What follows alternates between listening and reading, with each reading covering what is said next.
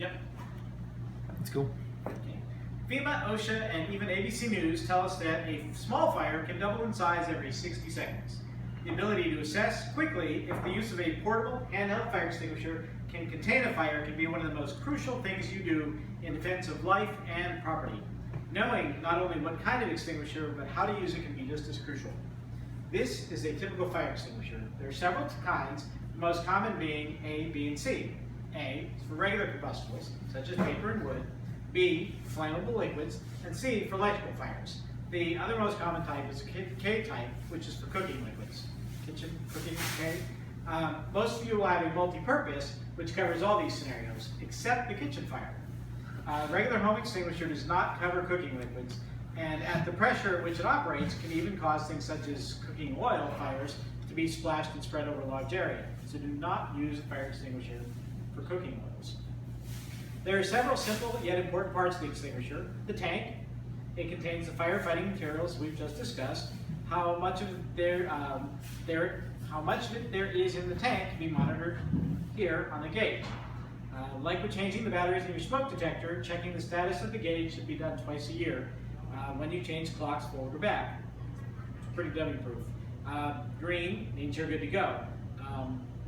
Anything other than green, consider changing out your fire extinguisher. If it's red, it's not going to work.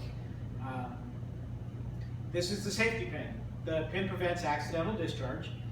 When you need to operate it, pull the pin is your first step. The handles are exactly what they look like.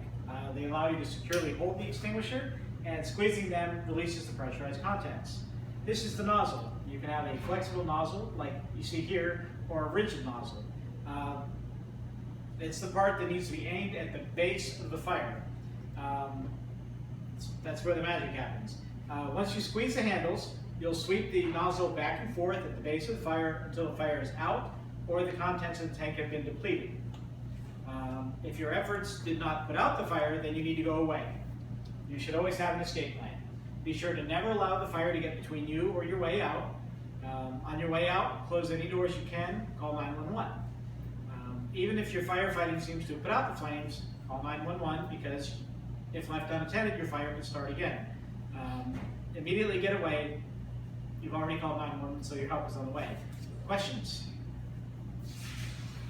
Where do we buy these fire extinguishers? You can pretty much buy them anywhere. Walmart, Target, it's not a specialty store item. I think you can even get them at CVS, Walgreens. They're really inexpensive. You just find them in the hardware section around where you find your smoke detectors and plungers. Can we, of course. Can we get the grease fire extinguishers at the same place? You can. Okay. You can. For grease fires, though, there's a couple simple different methods that they suggest. A couple we actually discussed earlier today. If you've got a pan that ignites on the stove, you want to simply smother. The simplest ways are the lid of the pan that fits it, catch the lid of the pan, close the lid down on it, or a cookie sheet. Put the cookie sheet on it, it's going to burn up the area that's in the pan, it'll go out. So your best bet is just to keep around the ABC all-purpose fire extinguisher for other normal fires, and then use one of the smother methods. The old wet towel is also another viable method. So, once it's in the red and we need to dispose of it, where do we dispose of it? The best place to do is bring it to your local fire station. Some garbage disposal places or garbage pickup places don't want pressurized items, tanks, things like that, because it could harm the trash pickup bins when it gets crushed. So bring it to your local fire station and we'll take care of it for you. That's an excellent question. The average response time of the fire department is 5 minutes. Truthfully, that low number astounded me. I thought it would have been much longer. From the time you call to the time at your house, it's 5 minutes. That being said, and what we learned about the fire doubling in size every minute, the fire can get pretty big pretty quick. So a small fire can be a blaze in no time. So we're the front line of defense in our own homes, and even here, like in our place of business. Knowing how to safely deploy and operate a fire extinguisher may just save lives. Knowing when to get out, however, can be just as important.